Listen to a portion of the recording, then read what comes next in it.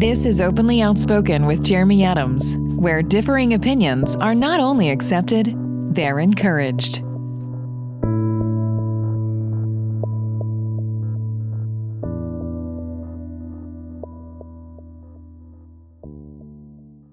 Yeah, we're good. All right, we are live, Ed. And we were just talking pre-show about my profanity on these episodes, and I've actually been doing my best to, I wouldn't say remove profanity, but be more selective with profanity, because once it's more selective, it's more meaningful, right? So, and it does allow me to strengthen my communication skills and vocabulary range when I don't use as many cuss words. I have to consciously plug in another word there. So it's been a challenge for me, but just so you know, I have been making a conscious effort to not remove, but just be more selective with. So one of my editing professors in college, because I have a journalism degree, and his saying, he hated the people use the word very too much. So he said, whenever you want to use the word very, just substitute damn instead. So instead, were you very impressed or were you damn impressed? And if you were damn impressed, then go ahead and use very. I like damn impressed. I'm going to write that down. Yeah. Because sometimes you really are damn impressed, and that's when it's okay to use very. But otherwise, just say you were impressed. You were impressed. Well, another one similar to that is the word interesting. People will even words like always, I'm trying to get out of my vocabulary. See? Like definite words like that. Never, always. People commonly use the word interesting. If you'll share something with them, oh, wow, that's very interesting. When a better word could be fascinating or inspiring or unique or whatever it is. So I've made a conscious effort to also... Or it's a euphemism for stupid or repulsive or inappropriate or... Or I just don't care what you're telling me. Yeah. Or what was that again? Yeah. Or exactly. What were you saying? Can you repeat that? But that's another one. Interesting. So anyway, you were my first episode. Now we're up in the high 40s now. So things have come a long way since you were number one. I think I'm maybe not quite as awkward as I was episode one. So that's good. When you've updated your backdrop. Notice I haven't updated my backdrop because this is only episode 2 for me.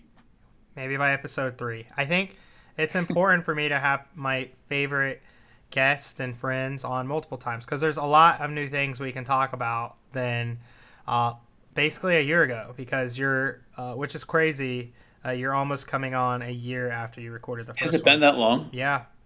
Wow. This is episode, I don't want to mess it up. I think this is episode 48. And if you think one episode a week. Wow. So about 11 months ago, we recorded. Well, things are better. I'll be smiling more in this one than I was a year ago. That's good. So let's start with, you just moved from California basically right before the lockdowns last time. So what's the verdict? Is Florida or California better? This is where I'm supposed to equivocate and say that's an interesting question. No. But I'll go ahead and say Florida's better. So, everybody knows why California is great, and all of those things are true. However, it is tough for normal people to live there, and Florida is just great. My wife loves it here. I love it here. We have this beautiful house right in the middle of town, in a mixed income neighborhood. It's the best place to do Goodwill's work. To help people be successful through work. The people who run our stores here can buy houses if they want to, and really live successful lives where they're achieving their own goals in ways that's just not possible for normal people in California to do anymore. Yeah, no, for sure. Who's buying all the houses in California, Ed? Is it just generational wealth? Like, who owns these houses? Super wealthy and generational passed down? I mean, because there's a ton of houses out there, and there's these crazy prices. And I'm just like, who is buying this, $1 million, 2-bedroom? Who are buying these things? So where I lived in Santa Cruz, Santa Cruz has the blessing and the curse of being, one of the most beautiful places on earth. and being located within commuting distance from Cupertino and Mountain View. So you can commute to your job at Apple or Facebook or Google or any of the other bazillion tech companies there. You can commute there from Santa Cruz. And so all the people who have those high paying jobs, who work in big tech, but they want to have the beach lifestyle, they live in Santa Cruz. And so, in Santa Cruz, those houses are being bought by the people who work in tech. So their tech options come through and they're all cash. And so the median sales price in Santa Cruz is now well above $1 million. And those houses aren't being bought with mortgages; they're being bought with cash, and it's all the money that's coming in from those tech jobs.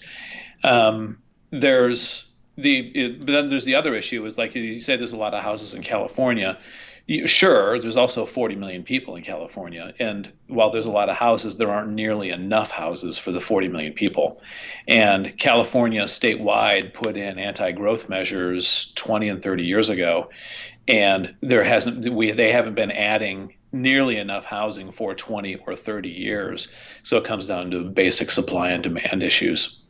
Yeah, there's simply not enough units being built, and then also the units that are being built are hideously expensive. The cost of developing one unit of housing in California, I think the average is like $450,000 per unit of construction. That's even for quote unquote affordable housing. So, the regulations, the anti-growth measures, I could go on at great length about this, but there's not nearly enough housing, and money still pours in from every corner of the world into the state. And there's too much money chasing too few houses, and so normal people can't afford to buy them. So kind of like what's going on in Florida right now, especially in these. I've been looking at houses in St. Pete, and I'm just, my God, they're on the market for a day. They're selling for $50,000 above asking prices. It's just a crazy, crazy market right now. Yep, a lot of people coming from out of the state. They want to live in Florida for the reasons we just talked about. Yeah, I mean that's.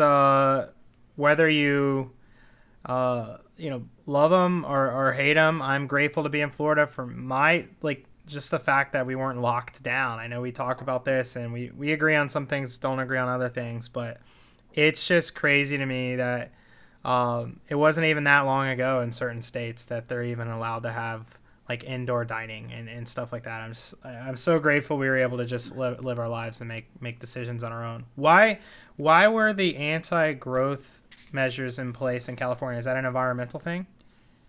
A lot of it's environmental. And there were issues. I mean, there were issues with out of control growth in California. And my take on the issue is that they're still solving the problems of 1977 in California. The term Californication used to mean sprawl. It used to mean uncontrolled building, everywhere. And that was an issue in the state. It wasn't environmentally sensitive, and there were real problems. And so they put in laws, mainly the California Environmental Quality Act, CEQA, to slow down growth and make sure that the impact on the environment was really adequately considered before projects would go on. What's happened is the way CEQA was written is it's weaponized, and anyone in the state. So basically what happens in California is your neighbors have more entitlement over the use of your property than you do. So, your neighbors can tell you what you can and can't do, and the answer is usually you can't do anything. And so but that's probably the biggest one is CEQA, and it gets used. In a lot of cases, it gets used for ransom. So, matter of fact, like if there's a development that wants to go up in Santa Cruz County, which is near San Francisco, anyone in the state can contest it and demand a CEQA review. Every resident of the state of California has standing to sue a project using the CEQA rules. So a lot of times you'll have certain public interests do that to make sure that that any project that does happen on that piece of property will pay prevailing wage. There's all kinds of things all kinds of ways that the weapons in CEQA get used against developers in ways that either stop the project or drive up the costs. Yeah. That sounds like a big freaking hurdle. It is. So what would you like at a super high level, because it's apparent to me a lot more about California politics and restrictions than I do. So what would you have to see, knowing what you know, to feel the way you do about Florida, about California? Like what would they have to do to Have it go bad? What do you mean go bad? What do you mean? Well, because do you want me to feel Like from a like moving there standpoint, like what do you think would what do stop they have to do to make it better so that normal people can be successful again? that, as well as there is a little bit of an exodus from California and New York and stuff? Like what can be done to reverse that, or both of these things? Well, they simply need to build more housing. The single biggest driver sending people out of the state is the cost of housing. The cost of housing there is more than 4 times the national average. And just for how bad it gets, because there are certain places in Florida that are very expensive too. But the question I always try to answer is, okay, how far would I have to drive to get to the median housing price in the country? The median housing price in the country right now is $310,000, which is up a lot, by the way. There's a problem nationally with a shortage of new housing units because the median price on a national level is rising really, really rapidly. But right now the national median is 310. And so, my neighborhood, in downtown Orlando, is, the median housing price is more expensive there, but I could drive, probably 20 minutes in almost any direction and get to housing prices that are at the national average, here in Central Florida. So that's a housing market that feels like it's in equilibrium. In Santa Cruz, California, you could drive for 2.5 hours to get to the most affordable housing market. Within 2.5 hours is Stockton, California, and it is still double the national average. So if you're in coastal California, there's no place you can drive within 2.5 or even 3 hours where you can get to the national average. You essentially have to drive to either Arizona or Nevada. So there's no place to go. And what they need to do is just open up and simply allow more housing to get built.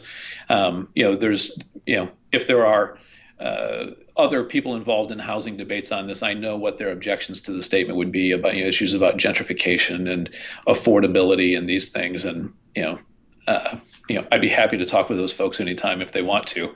But it really does at the macro level. It comes down to supply and demand, and they simply need to build more housing and make it more affordable. There's other issues that need to happen too. There's real issues with the pensions in California. The public pension system there is broken, and it's going to bankrupt the state. So there's the tax rate is unbelievably high there, and the services you get back for it are not great, and they're declining. And the reason is that the public employees, have captured the treasury there, and the amount of money that's going into the pensions, to pay retired state employees is gargantuan and getting even bigger. Those are 2 things for starters that they would have to fix before normal people would have a chance of being successful there. Those are good ones. And that's the thing about, I was just actually talking to a buddy of mine that's a resident of Canada, and he just was complaining about the 53% tax rates. And I was like, what's wild about Canada's 53% tax rates is at least you get, whether you're for it or against it, at least you get healthcare for the 53%. Right. Like, there's those benefits for a similar tax rate in like a New York or a California. The benefits are drastically less than what you would get in a Canada or a European country with a similar tax rate. So again, I'm more of a libertarian, like lower tax rate. Like I don't like super high taxes in general. I'm not anti-tax. We've talked about this before. I'm not anti-tax. I just think 50%, especially for earned income, is extremely high. But at least if it's going to be that high, cover a lot of shit for me. Right. But that doesn't seem to be the case. You're getting like, it's like the worst of both worlds, I guess, if you're a New York or California resident from a like government benefit standpoint. Yeah. So I feel like I need to give my kind of standard disclaimers here, so people kind of know what my real perspective is on this. I'm an advocate for workers. I'm an advocate for people having opportunity to be successful. I'm an advocate for public employees having pensions. Matter of fact, we just lost an employee here at Goodwill. I had one of my leadership employees here at Goodwill get recruited to go to work for Orange County, And one reason why he did it was the pension. I heard the pension, and the pension, first of all, it was terrific, and I think that the pension was terrific and it was appropriate. But the pension that he's going to get here is about somewhere between 25 and 33% of what the pensions are in California. So, it's not, I wouldn't say it's generous. I think it's fair. I think it's fair and reasonable, but it was lucrative enough for him to leave a leadership position at Goodwill to go work for the county.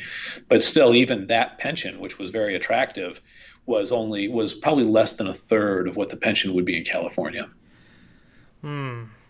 Yeah, I mean that So sounds... that's just showing kind of the scale of how big this is. So I'm not against pensions. I think public employees should have pensions, but the size of the pensions in California is ultimately unsustainable. Yeah, I mean, I don't know what you're talking about, Ed. This seems really normal, not out of balance there. So my opinion on government employees in general, and I'm not saying this is a definite, to be clear, but just my opinion as a whole. Like if you look at private sector, it attracts a lot of talent because you can earn a lot of money, you can dictate your future, you can, you can really write your own future, right? In the private sector, oftentimes, especially as an entrepreneur or work your way up the corporate ladder, whatever. And then there's nonprofit sector that you work in. It's maybe not as big of earning potential, but you get to work with things that maybe you're more passionate about, more mission driven and stuff like that. And then I look at the other arm, which is government employees, which my theory and opinion has been for quite a while that it attracts the least talented and motivated of our society. Not in all cases, but it's just, I don't know any of my really, really smart friends that are really motivated, that are like great with ideas, that ever tell me that they want to get... Jeremy, I know of two that you know. We have two common friends who I think that is absolutely untrue of. Well, and those friends, two people whom you know, I say the word friends. I don't think they're exceptions to the rule. I think people are motivated, by public service. Okay. Well, so we're going to do this. I know we like these conversations because we find things that we disagree on, and this is one of them. Well, I guess the definition of friends, I mean, so there's colleagues I know, but I wouldn't say any of my closest friends are working in government. But yes, I know people. And again, I'm not saying it's all, but just in general, what is appealing about a government position? Yes, there's some that truly, truly care about public service. But I think there's a lot of humans. And again, we learned... Ed, and if the theory that some sort of universal basic income, which I know Yang ran on and stuff, and he wasn't proposing pay everybody a living wage. He was saying $1,000 a month, which is interesting. But once you start getting into living wage territory, we realize that people will not work. The argument for many, many years is people are going to want to do something. They just can't sit around and not do anything. They want to have purpose. That argument was completely debunked over the last year. I mean, that to me is clear. So what that shows is human nature, which, I'm a big believer in. Humans don't want to use energy that they don't have to use at the simplest level. We're here to be as efficient as possible with our energy and to survive. And so my thought process is the government and that type of job just attracts the percentage of our human population that, and again, not all cases, but in many cases, that likes the comfort and stability. So we have again, pension. That's why a pension is appealing, is that comfort and stability, right?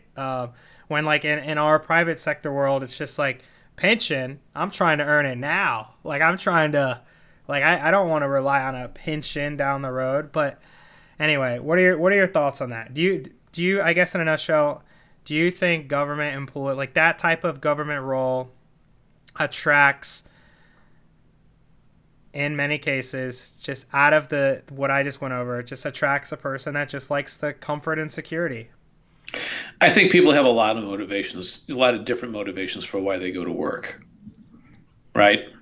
So, not everybody gets all of their fulfillment, through their work. And I think this is true, across the sectors. You've heard me say many times, that, I want Goodwill. I want people's jobs with Goodwill to be something that helps them accomplish whatever their goals are in life.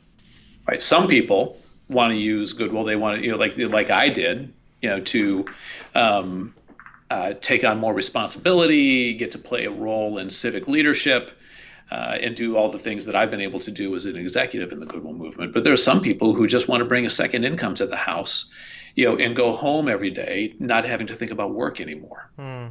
You're right about that. And if that's what somebody's plan for life is like, they want to bring, they want to bring some extra revenue into their household, but they want to go home with enough energy so that they can take care of their kids or play their guitar or sing in their church choir. I want them to be able to do those things as well. And even in the private sector where you talk about, not everybody who works in the private sector wants to do what you've done, which is create their own business and take the risks that you've done to create this business and go out there. Some lots of people in the private sector just want to go home at night and be free to live the rest of their lives without thinking about work all day long. I think there's a mix of that.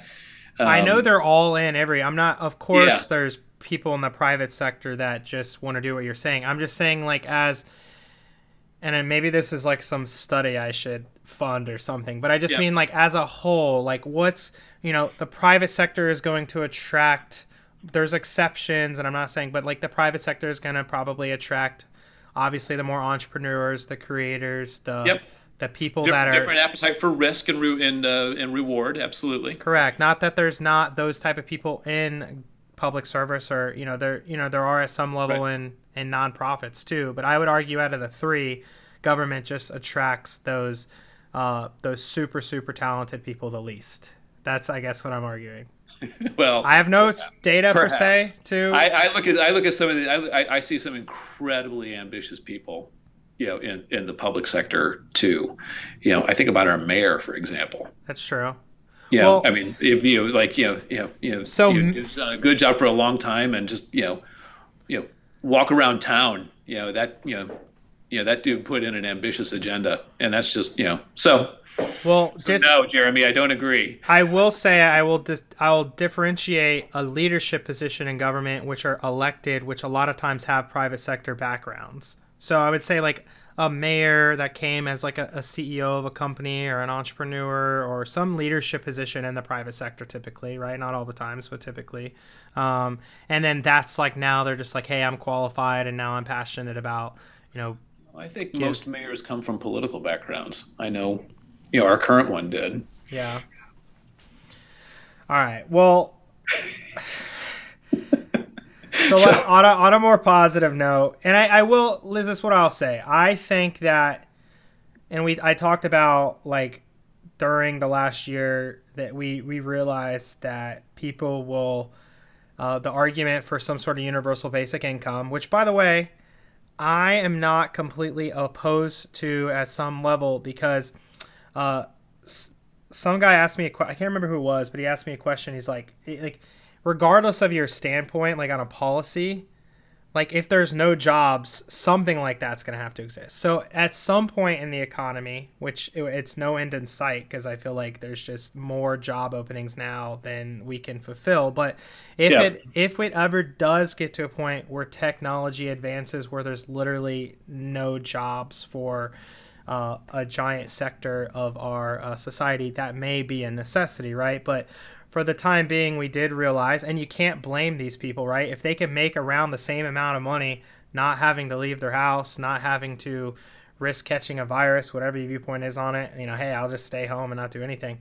People did not want to work, and that's human nature, and I don't blame them if they're going to earn around the same from government benefits. And I guess more than anything I'm saying is, I'm not saying people are better or worse or anything. It's just, at the end of the day, humans want comfort, they want predictability, they want to be safe, and I don't, blame, people for taking the safe job, like, because that's in our DNA. We're here to survive. We're here to number one, stay safe. Number two, reproduce. I think, like, at the core level, that's humans. And then three, is like, since we're a very smart species, purpose and helping each other out and stuff, but we're here to stay safe. So, all right. What's going on with Goodwill, Ed? Yeah. Well, it's kind of a funny lead-in because what you just named was my priorities here at Goodwill. Wait, which one? That? Well, as you know, there's lots of things that Goodwill can and should do in the community, but the first thing that we need to do is make sure that the jobs we create are a full expression of our mission. And our mission is building lives that work. We interpret that as helping people be successful. Helping people live successful lives through work. And what's a successful life? Well, you tell me. You tell me what your goals are, and I want your job with Goodwill to be something that helps you accomplish that goal. We already talked about this a little bit. And so as we think about, how Goodwill can be the best employer we can possibly be and help people achieve their own goals, it starts with safety. We handle, we handle like 16 million pounds of materials every year. It's, we deal in huge volumes, and we have a responsibility to keep people safe. We have trucks, compactors, forklifts, all kinds of stuff. So the first thing we have to do is keep everybody safe. The second thing we have to do is give people a set of work rules that allow them to live their lives. So most retailers demand that people are available during every open hour of operations throughout the week. So they don't give them set schedules, and they demand that they be available, from 8 in the morning until 9 at night, 7 days a week. We're implementing work rules that give everybody a set schedule, so they'll have the same schedule every week, and they have consecutive days off. So we're putting in work rules that let people live their lives. Number 3 is we're adjusting pay. You've heard me talk about this a lot, right? My goal is to pay the highest wage we can possibly produce out of our business model. We increased pay, quite a bit last year. We're going to do it again. We're going to do it again this year. Then we need to train people so that they're successful when they're doing their jobs. And then finally, most importantly, is if people have goals outside of their job, their current job with Goodwill, if they have workforce or career goals in addition to their current job at Goodwill, I want their job with Goodwill to be something that helps them achieve it. So do they want to move up in Goodwill? Great. We'll train you, position you to do that. Are you working at Goodwill so you can put yourself through school so you can get a degree? We'll do that. Do you want to work for another company besides Goodwill? Do you want to shift industries? We'll help you do that. So those are Goodwill's priorities. By doing that, by treating it that way, we get the best possible. We get really great employees who are really productive, and it drives great results, which lets us do more work. And so far, it's going great. I mean, I know I've told you just a little bit about what's happened as we emerge out of the pandemic, but we have so much opportunity to create these kinds of great jobs for folks. Yeah, that's phenomenal. And what I will say, as knowing you and as a fellow board member, I think, and I believe we may have talked about this on the first episode, but it's really important. There's so many misconceptions about Goodwill, about what they do, like executives making all this money, and just a lot of stuff that is far from true. Like multiple people, and like maybe at least 10 or 20, when they find out how much, like, I'm on the Goodwill board, they're like, I don't support Goodwill, or I don't agree that they pay their CEOs tons of money. And I'm like, well, I can tell you, I know our CEO's compensation, and I can tell you he's drastically underpaid based on the size of the organization. And I'm like, how much do you think they're making? And it's typically some really high number. And I'm like, I promise you, it's not that number. Not that it's not a good wage for sure, but it's not, it's not millions of dollars a year or something like that. So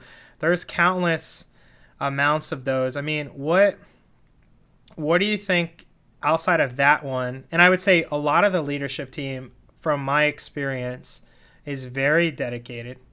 They really, really care about the mission. And again, the nonprofit sector has to find the balance of paying good enough wages to attract talent. Yep. Right? Because that's the thing. You can't just pay people nothing. They have to, right. And we certainly don't want to overpay, but you have to pay people enough to bring in really talented people, because really talented people help you run a good show. And when you run a good show, you have more resources to implement the mission. Yeah. So that's one. And I can tell you, just from my experience, or anybody that's listening, like, from what I see, everybody is working below market value based on their experience. If they were to take a similar job in a private sector role that was a similar size organization, much of the leadership team, as far as I know, would be compensated at a greater rate. And that, so which shows that people are willing to maybe take a slight discount to do something they're passionate about. But there's no other reason they'd be wanting to do it at that point other than the mission. It's like, hey, I'm willing to do this because I care about the mission. So that's what I will say I have observed is everybody I've met in a leadership role, you included, like truly does like really, really care about the Goodwill mission. And you like live your life through that. So like I respect that. Are there any other like misconceptions that you see about Goodwill that come top of mind that just really aren't true or that are there's a couple layers. There's a couple layers of them. Like one, there's a lot of people who don't know that we're a nonprofit. Yeah. There's a lot of people who really they just know us from the stores and they just see the commercial transaction of going in and buying stuff. And they don't really know that we have a charitable purpose, and we do have a charitable purpose. The charitable purpose is the jobs we create, and the other things that we do in the community to help people get attached into the labor force and be successful there. I always tell people that the biggest difference between what I do as a CEO and what my competitors do as a CEO, and my competitors are Target, Walmart, TJ Maxx, Kohl's. When our shoppers aren't shopping at Goodwill, where are they? Where else are they shopping? Those are our competitors. The difference between the way I look at the work and the way my competitors look at the work, is my competitors are thinking, how do I spend as little as I can on labor so I can generate more profits for the owners? And I go to work every day thinking about how can I spend more on labor?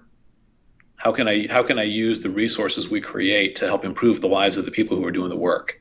So the shopping experience in a Goodwill store is a lot like the shopping experience in for-profit stores, but the purpose of the work is very, very different, and a lot of people don't know that, and not sure they need to know that. But that's one big conception. Another misconception. Another one is just the size of the organization. When I take people down to our 100,000 square foot material handling warehouse, down south of the Turnpike, people are like, I had no idea. It's 100,000 square feet. It has 30 dock doors. It has an industrial baler. Just the size of the recycling operation. People don't understand. People don't know that only about half of the items that are donated to us are sellable, and only about half of the items that are sellable are sold. So that means only 25% of the items by volume donated actually sell in the stores. The other 75% go through this massive recycling program. We keep everything that we can out of the landfill. It all gets, it gets commoditized and sold into international salvage markets. And when people see that operation, they're like, I had no idea. So we're an enormous recycler. We exist for the benefit of the community, and that begins with our own employees. I think those are the big, the biggest things that when people spend time learning about Goodwill, those are the things they say where I had no idea. Yeah. No, and another thing that I want to add, and like this was the most surprising thing to me when I initially toured the corporate offices, were the schools and the stuff going on for kids. Yeah, we run a school with Orange County Public Schools here. And that, can you explain who the students are for the schools? Because I don't want to botch it. You'll do a better job than me. Sure, it's an alternative school. So there are some kids who don't do well in the regular schools, and so rather than give up on them, they get sent to alternative schools. Sometimes it's a learning disability, sometimes it's trouble at home, sometimes it's that they've been bullied, sometimes it's that they've been bullying. But it's alternative schools. And they're great kids. They're great kids who deserve an education. And I think Orange County Public Schools, I'm going to get this number wrong, they have somewhere between 5 and 8 of these alternative schools, that are sponsored by other community organizations. We have one of them, Project Compass, we call it. And these kids come here and they get, an Orange County Public Schools diploma. I just went to Bruce Matzner on the board. Bruce Matzner and I just went to the graduation ceremony. All of the alternative schools have a joint graduation ceremony, and it was really great. Lots of proud parents in the room. at the graduation for the alternative high schools. Yeah. No, that was, I thought that was really really special, and that was the thing that stuck out to me the most, because I had no clue. Even when I first joined the board, I don't even think I realized that until I think I joined the board, and then we had the corporate tour. Like, as a early board member, I didn't even know Right. that was a thing. So I imagine like most of our Central Florida community, or most of like similar Goodwills around. Can you talk about that? Actually, that's another point. Like, how Goodwills are structured, because they're structured based on regions. And can you talk about how they're structured and why they're structured that way? Yeah, there's 156 independent Goodwill affiliate members. So there's no national office, and we're not branches. We're not branches. We're not chapters. We are independent Goodwill organizations. So Goodwill Central Florida is the 6 counties in Central Florida. So I'll see if I can get all 6: Volusia, Brevard, Orange, Lake, Osceola, and which one am I forgetting? Seminole. Seminole. Those 6 counties. We have 30 stores, 1,300 employees. And we are independent. We're an independent organization. There's a local board of directors that you and I are both members of. I think there's 14 of us on the board of directors. And we make all the decisions about, how Goodwill's resources are used to benefit the community. All the board members are volunteers, except for me. I'm paid as the CEO. And there's 156 individual affiliates across the country. Now, there is an organization called Goodwill Industries International, but all they do is license the trademark to us. So we have the exclusive right to use the Goodwill trademark in our assigned 6 counties. The strength of this is that we have 156 headquarter cities. In a lot of organizations, there's more investment, more community investment in the headquarters city than there is in some of the surrounding communities. Well, we have 156 headquarters cities, so our impact, is really spread out across the whole country. Then here within our territory, we're trying to make sure that, that our community impact is spread across all 6 counties and not just headquartered right here in Orlando and in Orange County. Another fun thing is, being somebody who works in Goodwill, having all these different affiliates. The fun thing for me is that we all talk and support each other. I've worked for 4 other affiliates. I've developed a whole career inside of Goodwill. And so whenever I'm trying to work on an issue here or solve a problem, there's at least a dozen other people that have already worked on that issue and already solved that problem, and I have instant access to them. So as a professional working in a community and having access to that level of thinking and help is one of the best things about working for Goodwill, and it's all made possible by our corporate structure. Yeah. No, and that was even news to me. And again, I just I imagine a vast majority of society doesn't realize that there are, like, it's not one giant company; it's a bunch of individual affiliates. And so, for example, Dennis, right? We hired Dennis to be our vice president of production and logistics here, because as Goodwill, we're big. We have a whole fleet of trucks. We have something like 24 drivers. We have a whole fleet of trucks that that move the donations from location to location as we need to, and handle all the salvage and recycling and the back rooms. And so we have a whole vice president of production and logistics. So because of my career, and I know lots of people around the country, I've just been introducing him to the leading Goodwill logistics professionals all around the country. There's one in Portland, Oregon. There's one in California, where I came from. There's one in Indianapolis. And so now he's instantly plugged into this network of high-performing logistics executives who understand his job exactly, and it speeds up his learning and effectiveness, right away. And we do that for all the leaders in Goodwill here in Central Florida. It's one of the best things about working for Goodwill. It sounds like I'm trying to recruit us, because I am. We have so many job openings right now because of the I'm putting this in air quotes, because of the labor shortage. Which is both real and, I believe, temporary. But we're growing. As you know, I got here a year ago, and we had to kind of wait until we were coming out of the pandemic to implement some of the things I wanted to do. We're doing them right now. They're working fabulously. And we have 6 jobs that pay more than $100,000 open right now. In addition to needing employees at every other level of the organization. Well, if things don't work out with my ecom business, I'll let you I'm know trying to that. slide in. What was the profile you had for people who want to serve, who are willing to work for less to serve the community? Yeah, So yeah. I'll tell you, if you want to work for Goodwill, we pay competitively as we can. You probably could make more money if you just wanted to work in the private sector, but we pay competitively, and the work is every bit as fulfilling as you think it would be. Yeah. I mean, I We'd be would glad to have you, Jeremy. maybe at some chapter in my life that could be fun. Maybe I could come Yeah, but in. right now, when I call you, my first question is, where in the world is Jeremy Adams right now? Well, you know why I haven't been flying as much lately? Because I don't feel like wearing a mask for a 3 hour flight and then 2 hours in the airport there, and like, it's just like a lot. It's a lot for me. Like I'll Oh, can I give a hot travel tip? what? So Janice and I just went to New York City. We went to New York City because there's an Alice Neal show at the Met. Alice Neal is a portrait painter that my wife is deeply influenced by. So we went to the Met to go watch this. So yes, we did endure wearing the masks on the flight up there, which really isn't that big of a deal. Do I like it? No. Is it a big deal? No. But Jeremy, New York City is amazing right now. It's lively because it's starting to open up, but it's not crowded. Really? Yeah, we went to the Met, this museum, and normally when you go to the Met, it's shoulder to shoulder through the whole thing, and it's hard to see the work, because you're looking across people's, over their shoulders and everything.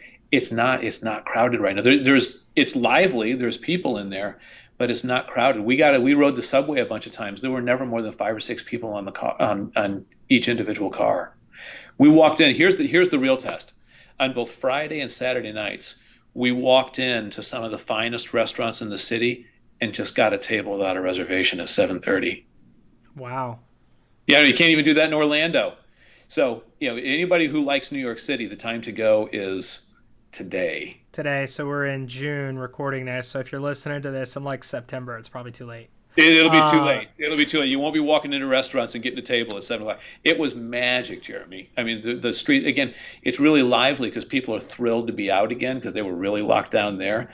But everybody's not out yet. It's not crowded. You could just walk around and enjoy the city. It was fabulous. no, that sounds great. I'm We actually walk the High Line. We could just get up and walk on the High Line. Normally, especially on the weekends, you have to get a ticket. It doesn't cost anything, but they meter people on there so it doesn't get overwhelmed. We just walked up to the High Line and walked around and looked at the skyline. It was fabulous. I could go on. Yeah, I'm actually going to New York next month. I have a Vegas trip, and then right after that, I'm going to New York. So hopefully, it's still good. And I'll. It's no secret that part of the reason why I don't want to wear a mask is because I just value freedom and I don't like being told what to do. And not just like patriotic freedom. It's like my number one core value in life. To be clear, like I work hard and try to be as successful as I can in business to have freedom and choices and stuff. So it's multiple meanings of freedom. You're Um, what I call a 3-syllable freedom guy. It's not just freedom, it's freedom. Yeah, exactly. But I will say it's genuinely, and I don't know if it's just because of how my nose is positioned or whatever. Like I just have a challenging time breathing, and it's some people. There's like I barely notice it, or it's not a big deal, or whatever. Like it's genuinely uncomfortable, like extremely uncomfortable for me. Like even when, and I've tried multiple types of masks, and I'll just have to like every 10 minutes or so when I'm on a plane, like it's hard for me to sleep because I feel like I'll be like a little bit short of breath and I'll have to like pull the mask down for a little bit. But don't do it, Ed. Don't. You're the first person ever to just put on a mask right on the episode. But I can't believe that just happened. We're gonna have to edit. We're gonna have to edit that out. That's the Anyway, you first. got genuinely frosty right there. Yeah, that's the first thing we're ever gonna censor on this show. No, I'm just kidding. But yeah, it's genuine. It's just uncomfortable, and so that's part of it too. If it's just uncomfortable for me, and So here's the part of the trip to New York you wouldn't have liked. So we were to LaGuardia and we were getting ready to fly home. We get into the plane, we taxi out onto the runway, and it turns out that we didn't beat the wall of thunderstorms that was getting ready to blow over the airport. So we sat on the tarmac for 2.5 hours waiting for the weather to clear, all while wearing our masks. Hmm. So that wasn't a big deal. You were okay. Was it still hot, or was at least AC rolling down? AC was rolling, so that was okay. I thought I was going to absolutely hate it because I've heard the horror stories about people who've been trapped on tarmac for hours and there's uprisings on the planes, but it really was fine. Everybody was really mellow. And I had approximately 50 hours worth of reading material with me. So I sat there and read my book, and it was not nearly as bad as I thought it was going to be when it was like, we're going to be here for hours. Yeah. But also, I don't mind wearing a mask. So if you're somebody who really hates wearing a mask, it would have been a drag. Mm-hmm. And that's how it is. Like I know, so this is the thing, like I know going into an airport, I know what I'm getting myself into, right? So I know going into it, I'm going to have to put on a mask. It's not like it's a surprise to me. So I wish it was just more comfortable and I could just like have it on and not feel like I need to like remove it to breathe fully and stuff. But for whatever reason, and maybe it's all placebo, Ed. I don't know, but it genuinely is just. I wonder how much longer we'll have to do it in airports and everything. We just lifted. So we had a policy requiring everybody to wear masks that was in place from when we opened the stores back up in May of last year through a month or two ago. Then when the CDC came out and said that you don't have to wear a mask if you've been vaccinated, about a month ago, we lifted the mandatory mask policy on customers, but we kept it for employees. And then because we were waiting for OSHA guidance. It was the CDC guidance, which pertained to the customers. But for the employees, we were waiting for OSHA to issue a rule, and OSHA just doesn't look like they're going to be doing that anytime soon. So beginning effective yesterday, we're telling our employees that if you're vaccinated, you no longer have to wear a mask even at work, and that went into effect yesterday. And I'll tell you, Jeremy, I went ahead and even I was wearing a mask yesterday, even inside. And I was like, I really should take this off because, the science is there and follow the rules. And I want people to know if they don't want to wear a mask anymore, they really don't have to. And so today I've been walking around the building without a mask on, and I felt totally transgressive. I was very self-conscious walking around in the building without my mask on. But I want you to know that I did it, and it's the right thing. No, I mean, I agree. I mean, that even for me, I'll say I went to a restaurant called Firebirds. You know the one on Mills? Yeah, right by my house, yeah. Mm-hmm. So I went there like 3 weeks ago with my dad and his fiance, and they were the first restaurant I went into where none of the employees were wearing it. And even for me, which I've worn my mask the one time in the last, I don't know, since the last time I took a flight, Right. So a few months. Even for me, I've been so trained to expect restaurant workers to wear masks. It was even a little strange for me because like the servers weren't wearing them, the bartenders, the kitchen staff. I looked in the whole restaurant because they had an open kitchen vibe. If you recall, you can see the kitchen. Yep. No one, and I was so happy. But even for me, this is a little strange. By the end of it, I feel like one experience, I was like back to normal. But at first, it was just startling for me to even see that. That's how trained we are. That in 1 year, all it took is a little over a year. Yeah, we get conditioned to being used to it. I really did. I was walking around this morning, going back to the lunchroom to get a cup of coffee without my mask, and I'm like, should I be wearing a mask to set an example? It's like, no, I should be not wearing a mask to set an example. Oh, one other thing though, I mean, you know how seriously I took it, and that I've leaned towards taking the more cautious approach. We had 2 weeks ago, we had a cluster of employees in one of our stores all come down with the virus. They all got sick. And this was 2 weeks ago. Like they were an actual reported infection, or did they all have symptoms, or what? They were symptomatic and confirmed as being positive. Got it. So it is still out there. We had another employee get confirmed with the virus just yesterday. Yeah. Just one. So it's still out there. And my advice, and this is why I know I do those town halls and talk with employees all the time. And my thing is the number one thing we want for you is to get vaccinated, because then, the pandemic will be over for you if you get vaccinated. So. Well, I think the right, left, and center in most of the country can almost agree at the point now where it's either like you've had enough time to get the vaccine, so I just don't have empathy for you, which if you're like me, like I've just been like, I'm just gonna live my life like as normal as possible. Like, I'm going to be respectful. I'm not hanging out with like at nursing homes and stuff. Like, I'm not going out of my way to just like spread a virus, but I'm also not going to like, if it's a bunch of people my age that are willing to take a risk and we want to go out and have a drink or dinner or whatever. I mean, so that's been my viewpoint. But I will say, I think we can all come together on either you don't care about getting the virus, or people have had enough time at this point where if they want to get vaccinated, they should. And maybe I've heard multiple people say there's just a little less, I've heard things like natural selection, whatever it is. But I think we can all come together on we can just pretty close to live life back to normal, which I do think is it does feel like we're leaving this whole thing, and thank goodness. Yeah, I do think that's a pretty bipartisan viewpoint at this point. Yeah. I still do surprisingly I saw a lot more of it. Where I see a lot more masks in Orlando is touristy areas downtown. You see, I know you run around the lake and stuff. Maybe 5 or 10% of people are wearing masks around the lake at this point. It's a very small percentage. It gets less and less by the day, I think.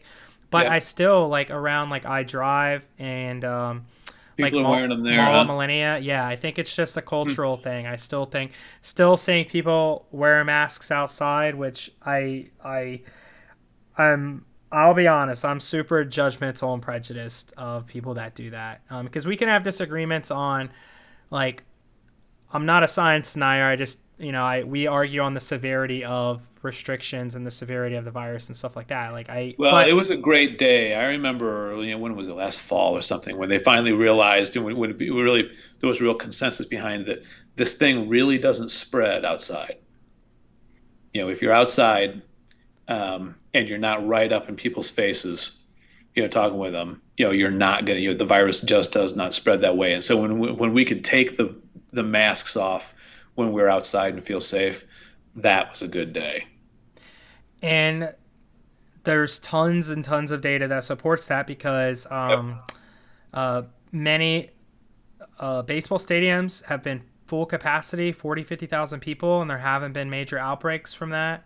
Yep. So, I mean, it looks like we're in the clear. I know like the NBA and NHL have been a little bit more hesitant. But it looks... NBA arenas are pretty full, almost all of them. Some of the California ones aren't, but even the California, I think there were 14,000 people at the game in Los Angeles last night. Stadium holds like 18, so it wasn't full. Something like that. Check the numbers. But yeah, there are people there. It's some NBA stadiums. I know a buddy of mine went to see the Brooklyn Nets, and they required proof of vaccination, which I don't think any. Maybe I'm wrong, but maybe there are some. But a lot of baseball stadiums aren't requiring that. But I feel like by fall, it'll be like completely back to normal. WWE just announced football season is going to be fun this year. People are going to be really thrilled to be back doing their Saturday and Sunday rituals at the football games. It's going to be great. Orlando City, Tuesday, the 22nd. It's their first game with full stadium capacity. So it's like we're almost near the finish line here, Ed. Yeah. So. We're going to the game on the 3rd. Janice and I are going to the game on July 3rd. Okay. Against the Red Bulls. If I'm in town, I'll probably be there. So we'll have to hang. Maybe we can do a pre-game dinner. We should, because that's Janice and I first game. I went out and bought scarves, but this is our this will be our first Orlando soccer game. What a perfect time to wear your first Orlando City scarf, July 3rd in Orlando. Probably a day game. Those are the worst. I think Orlando City has figured out that a lot of their games they've moved to nighttime because I'm telling you, like, talk about hot. Day games would be brutal. No, they still have a few, and they are. I leave with no amount of sunscreen. You still leave with a red face. You still leave with a red face. You're drenched in sweat. My shirt's ruined pretty much. I got to throw it out. I mean, it's a disaster. I mean, it's so hot. Somehow my seats are always the ones where the sun's facing right at me. I'm always like not the ones where the sun's on the other side where it's at the back of their head. But all right. So I wanted to talk to you about something. I want to go to like retail in general. Okay. What are some permanent changes or that you think post-COVID are going to be in retail with like Goodwill and other brands moving forward? Like, are there any changes that were made within the organization that you think will just be a forever shift for traditional retail? Okay, so I'm going to make a distinction between regular retail and then thrift retail, Goodwill retail, where we sell, donated goods. So, regular retail and thrift retail. I think, in regular retail, I don't have any original thoughts on this, but, clearly, the shift towards online purchasing, got accelerated forward by 5 years, if not 10. So yesterday I got home and there was an Amazon package on the front steps, and it was kind of heavy and it kind of clanked when I picked it up and put it inside. It was when my wife gets home, and as you know, Janice is an artist, and so as that she has to be, carpentry and all kinds of stuff that she does as an artist. I'm like, well, what was in that Amazon package we got today? She's like, oh, nails. I'm like, why'd you buy nails? She said, well, I went to Home Depot, and they didn't have the kind of finishing nail that I need, to create, to put together the frames for my canvas. They didn't have the right nail. So she ordered it on Amazon at 2 p.m, and it was on our front step when I got home at 6. And the reason she did it was because Home Depot didn't have the right nails. So now we have people ordering carpentry supplies from Amazon, having it delivered same day, right? That is, that's a big change, and I think we're further down that road. With that, we were heading there anyway, but that got accelerated by years as a result of the pandemic. Now, in thrift retail, reselling donated items, no one's really figured out how to sell the vast majority of the donated items online yet, because there's a technical issue. Some of the really high value items, like collectible items and musical instruments and other things like that, we sell on a website called shopgoodwill.com. And we get good revenue on that, but that's only, that's by volume in terms of the total number of items we sell is probably less than 1%. The other 99% get sold in the stores, and because we don't have traditional inventory, we can't cross list. We can't do like Best Buy does. Best Buy, when you order something online from them, they treat the bricks and mortar store down the street as a warehouse. You can go pick it up curbside because they know they have that stereo receiver or big screen TV in stock. Go pick it up at this address, or we'll have it shipped to you. But with used goods, we don't have that kind of inventory, so we can't cross list. We can't have something be listed for sale both in the store and online simultaneously, because if somebody orders it online and somebody then comes into the store and bought it 10 minutes before, there's no way to take it off the online inventory. So thrift retail is still a bricks and mortar business, and looks like it's going to be that way at least for another while, which is great because we have long-term leases. Yeah, I mean, that. How was that explanation? Was that too long? No, I think that was really good. It does. It is strange how retail has evolved to where certain products you will gladly buy online. Like maybe nails are a great example. Commodities, toilet paper, cheap, lower end. Maybe not like, so what like Goodwill has an advantage. You can maybe get like designer stuff for a fraction of the cost, right? But like if you're just gonna buy a pack of white tees, just buy them on Amazon. Just like commodity type stuff, easy to buy on Amazon. But where retail physical is still super strong, and at least for me, because I live online, I will like never go to the store. Which, by the way, I just got a car. You did? Yeah, it's a Land Rover Defender 2-door. They just came out. They're really gnarly looking. They're like luxury off-road vehicles. They just came out. Like they look really, really cool. But we'll have to go off-roading sometime. Not with these 22s I just paid all this extra money for, but no, we can maybe do it. No, we gotta be careful with the rims though. I know you know where to go too, somewhere up outside Ocala, right? Yeah, exactly, my hometown. Where was I going with this? Oh yeah, but certain retail items like my TV in my living room. My TV is very important to me. I want to know how it looks, the vibe. Like maybe a cheap monitor or like a monitor or something I would buy on Amazon, but I want to go see the TV in person. Right? Yeah. Furniture, kind of higher end clothing, appliances, computers, even like maybe like a Mac. Like obviously, I'm more of a Mac homer now. So the last MacBook I bought, I just ordered it online. I got a custom and stuff, but I still think there's new phones, the new, do I want the bigger iPhone? Do I want the smaller one? I want to hold it in my hand, kind of see the difference. So it is interesting how retail, which by the way is maybe a blessing in disguise and can make a better retail experience anyway. I can just go and get the cool stuff and just like all the commodity stuff, like don't need to take up space in my shopping cart, and I can just, deliver to my front doorstep. But on that note, Ed, what we should be helping Goodwill. We talked about this many times in the past. There has to be a way our team can strategize and help Goodwill ecom like nationwide. Like there has to be some like basic principles and like basic stuff that our team can help with out of experience to, drastically increase revenue for each affiliate location. Well, the thing, the the grail that people are looking for, is the ability to cross list. So we can do with the vast majority of used goods what Best Buy does with their new goods in electronics. That's the thing that people are looking for the solution. Is that in the pipeline? Like how do you work that out across different affiliates?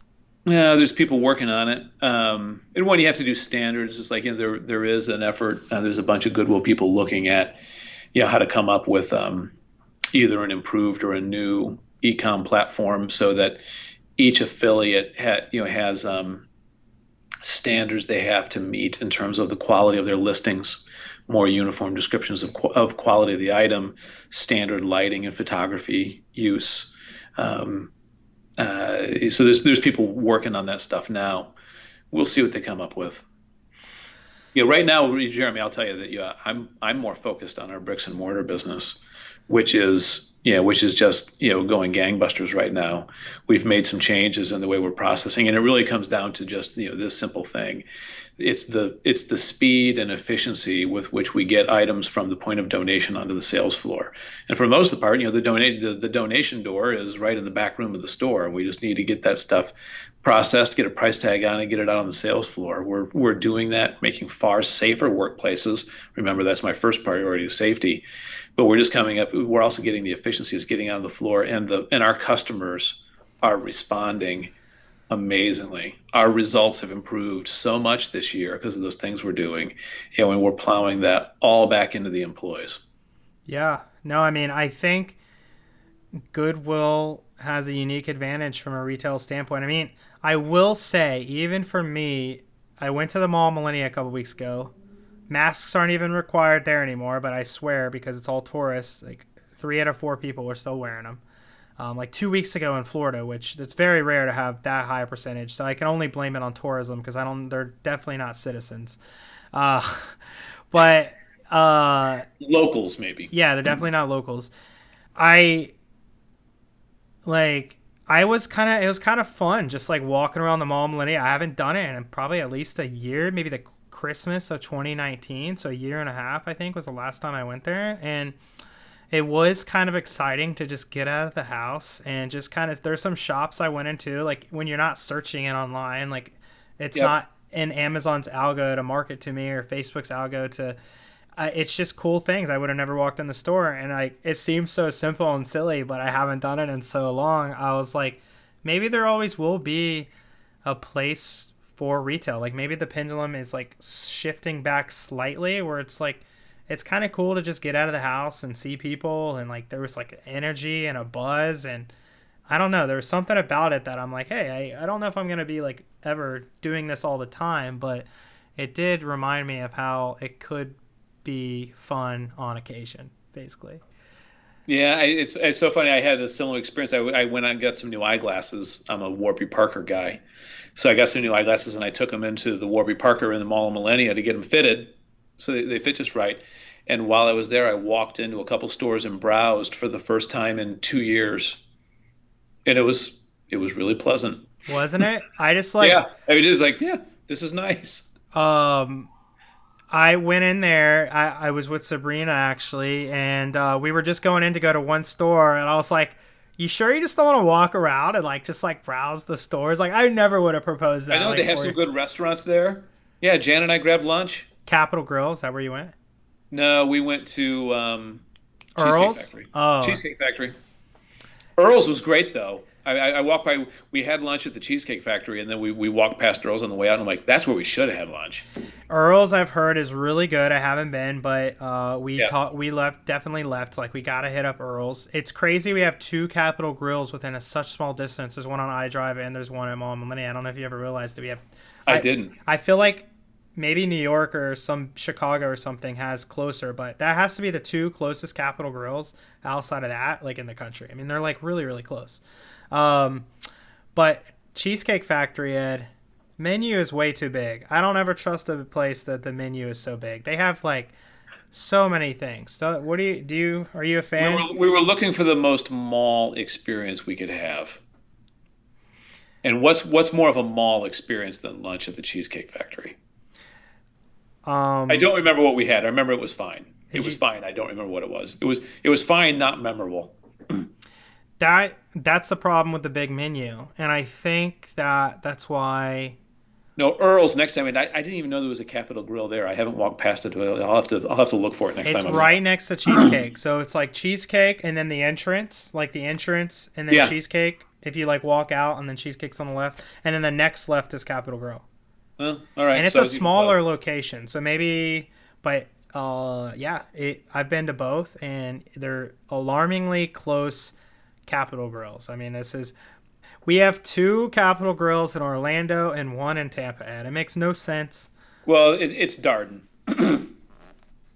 Capital Grill is a Darden brand, and so the best Darden brand. We might be getting a hometown benefit here. Yeah, no, it's the best Darden brand in my opinion, by the way, not to get too down the Darden. Hey, Seasons 52 is pretty great also. Yeah, you're right. Seasons is good. And they have like their whole menu. It's like under 600 calories per item or whatever. I think that's pretty clever. Have you been lately?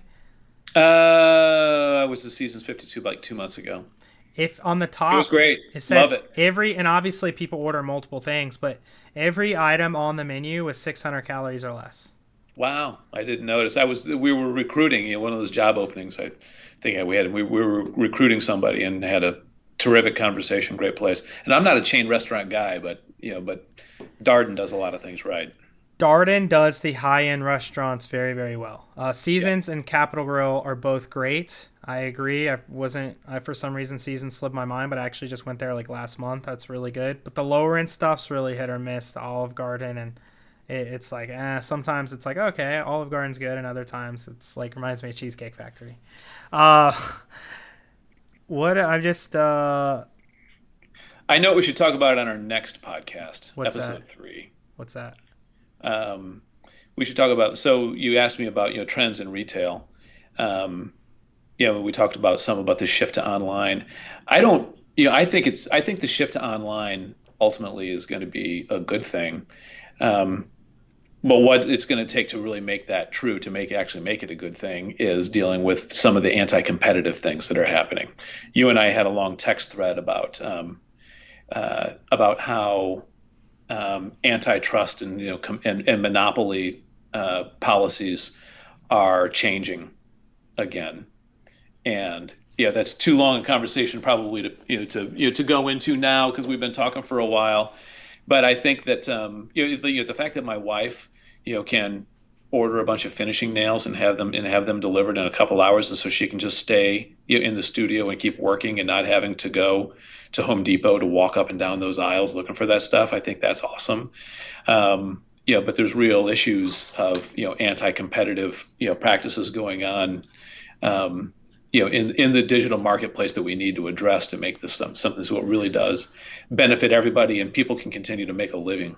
Yeah, and I'm actually a lot more open to that, and I don't know what that means for my political stance, but I am much more open to the. It seems like it's becoming bipartisan at this point, which is great. And on that note, you know what else would be bipartisan? Would be, instead of saying cliche things that a lot of people on the left will say, because by the way, Elizabeth Warren has been about breaking up big tech and Amazon for a really long time, and I think Bernie has. So there's like a few things that I do tend to agree with him on, and I do think that stuff is finally becoming, for maybe different reasons, because the right hates the censorship stuff, and then but regardless, it's like I think we're all agreeing to that. But where was I going with this? It was a great point, Ed. Give me a second here. Something about bipartisanship. Oh, do you know? I don't like the cliche like the wealthy need to pay the fair share, the top 1%, like all that like cliche stuff. That's just like because there's a difference between top 1% and CEOs of a big tech company. You know what I mean? Like that's a completely different stratosphere of wealth. Like it's like the lower half of the top 1% is a lot closer to the poverty level than it's like a whole. So I think what would be bipartisan and like even conservatives, if the messaging was, let's make sure the Amazons, the Facebooks are paying corporate taxes. Like start mentioning these companies by name. Like big pharma. No one has empathy for big pharma, which is some like, ever before. Like I think both parties could get behind these big pharma like who's like some level of monopoly too in ways, like because of like how hard it is to like get drugs passed through the FDA and like all the bureaucracy that's there. I mean, it's like a form of monopoly. Big insurance companies, just all these companies that pay very, very little corporate tax. I actually think it's targeting, rather than saying like the wealthy and the top 1% should pay their fair share, if it was like, hey, I think most Americans could agree Amazon should pay some corporate taxes. I think even the most conservative, libertarian, small government people could say, all right, Amazon, they grew drastically in 2020 and they're not paying corporate taxes. Like most people, I think, could agree something's up there. So I think from a messaging standpoint, that would be more attractive to a majority of the country. So there's a couple policy issues in there. Number one is, I'm really interested. I haven't studied it deeply, but I'm really interested in what Janet Yellen and the Biden administration are doing, trying to establish an international corporate minimum tax, a global corporate minimum tax. Have you heard about this stuff? So companies just can't keep moving to avoid taxation? Correct. Yeah. And so establish that so that they can't use you just said it. So there's an international movement to do that. I think I like it. Need to know more about it, but I think I like it. And then the other one is a wealth tax. A wealth tax. We don't have a federal wealth tax. We only have a federal income tax. And we have an estate tax, which is similar, but it's not just like a tax on a wealth. An estate tax, you could argue, because it's a tax over 16 million or so in wealth. Correct. Right. So that is one form. And then there are also property taxes are a form of a wealth tax as well. It taxes a specific category of wealth. But for most of the wealth that's being generated right now, we don't have any kind of a tax on it. And so people are now beginning to question, is that fair? And if it's not fair, is there an efficient way to implement a wealth tax? And it's not at all clear that there is an efficient way to do it. My hunch is that I think, this might be a conversation to pick up later. My hunch is that it would be fair to have a wealth tax, but I'm not sure there's an efficient way to do it, other than the estate tax. Yeah. And again, I don't know what this makes, because I would say like in ways it's like it's not a commonly used term anymore. I'm like classically liberal, which is modern day like center right or libertarian. It's really not. But yeah, I heard, and there are some policies I hear on the left that seem to make a lot of sense. And I think Warren was another person again. She's like, all these companies in 2020, these big retail corporations, Amazon, Walmart, they had massive increases in revenues, like record years, like by far above and beyond, like just insane revenues, insane profits, because they were essentially like a forced monopoly, right? Because they had to provide all these products for people to be able to stay at home.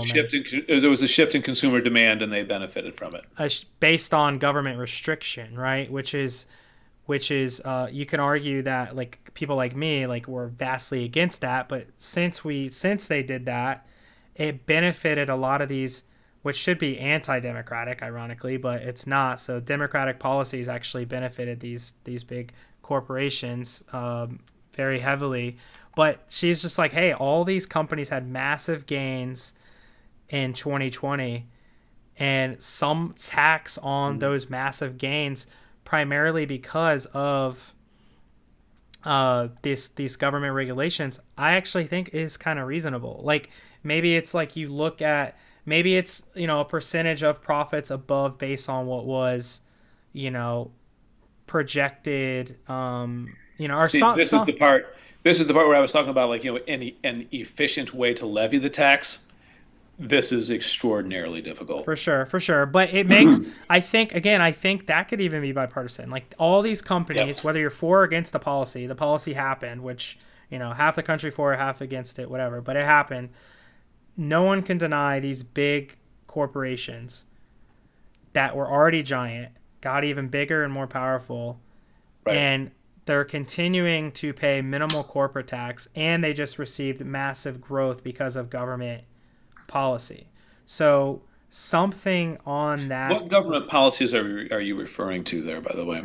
Got like people not being able to go out and like shop and do things and live a normal life. Oh, you mean the public health policy that limited deaths to the pandemic to only 600,000? Okay, regardless, it still benefited these large corporations. Yeah. So the policies you're talking about here are the public health response that limited deaths to only 600,000. You call it public health. I mean, I call it a little bit of government overreach. What policies is he talking about? Yeah, whatever it is, government overreach, public health, somewhere in the middle. Whatever we call it, that benefited these large companies. Do you agree?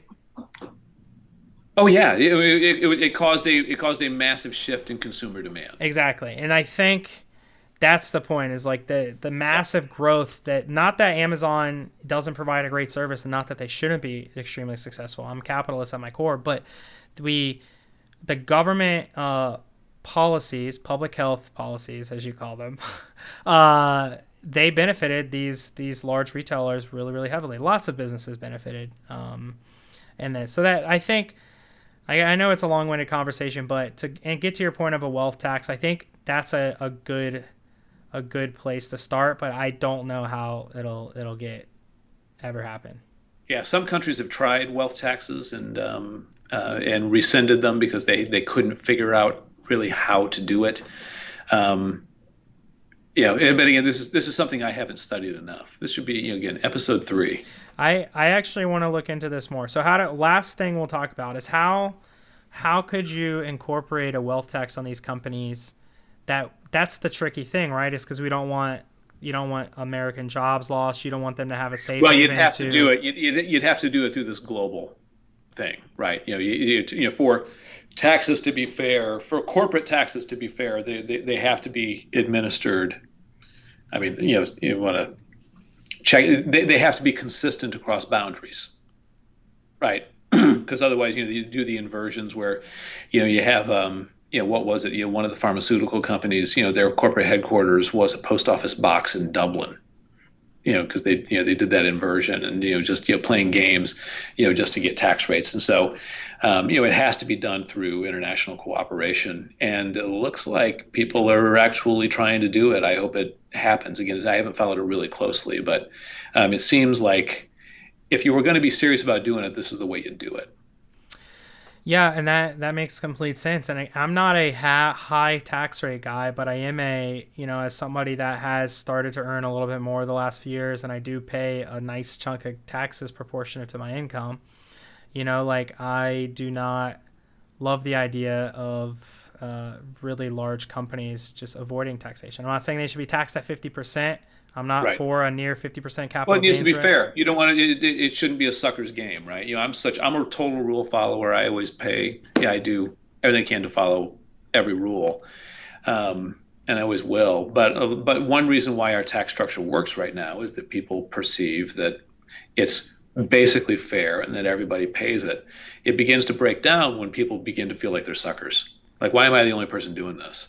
No, for sure. I agree, and I think the more, yeah, I'm not anti-tax, and I don't know if I necessarily am on board with having a near 50% capital gains rate, which I don't think is going to happen. I think that's a starting point. I think there's probably going to be some middle ground on that, but yeah, I'm not like insane tax rates, but like I think again most people can agree. I think if we single out these top 5 pharma, top 5 tech, there's companies that not a lot of people, even the most conservatives, I don't think have a lot of empathy for. Like, especially conservatives who hate these social companies, I think they could get behind having them pay more corporate taxes. You know what I mean? I don't think a Trump, diehard Trumper, it'd probably make his week if. So out of spite. This is conservative tax policy now. It's spite based. Well, I'm not saying it's conservative, but whatever it takes. Like sometimes bipartisan. It doesn't have to be because it's the same. I can see how this is MAGA Trump, MAGA tax policy. We based on how much spite we feel for people. That determines the tax rate. Sometimes, I mean, I could imagine. You know more about world history and U.S. history than I do, but regardless of how bipartisan anything gets passed, who cares why they're for it? Like, if people are for it and it's for the greater good of humanity, which I think most people are, like, if it's for spite, if it's whatever, like, if it can get passed, by all means, if this is what it takes. Well, here, let me wrap up. Let me wrap up with a statement on this, and I think it relates tangentially. Coming back to where we started, my feelings about Florida versus California. Somebody asked me recently, what are the people like in Florida versus California? And my answer is that, and I really believe this. I think people are the same everywhere, but they react. They react to the conditions they're living in, right? In Central Florida, one thing I really like here is that people expect the community to be healthy and fair. There's a really healthy civic engagement in Central Florida. People expect, people think that there are policies that they can put in place and public investments they can make that will be good for everybody who lives in the community. And that's wonderful. Whereas in California, the problems have gotten so big that a lot of the policy proposals you see aren't necessarily an attempt to make the entire system fair. It's just to protect my narrow interest because things have gotten so tough. I'm trying to get mine, and so people are beginning to make policy that protects their narrow interests rather than engage with the community and look for solutions that create a great environment for everybody. And that's what I see in Central Florida. And that's probably the most refreshing difference I see. So I'm not blaming the people in California, because I think people are the same everywhere, but they react differently to the conditions they're in. And the conditions in Central Florida, are really healthy and prosperous, and the people here are trying to make it fair for everybody. Yeah, I think that's a good way to end it. We both agree, for some same reasons and some not so same reasons, that Florida is a good place to be living right now. So grateful for you to come on, and looking for the next time to have you here. Great seeing you, Jeremy.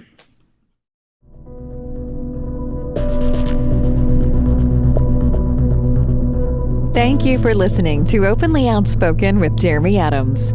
If you haven't already, make sure you subscribe to the show on your favorite podcast player so you get updated when new episodes are live.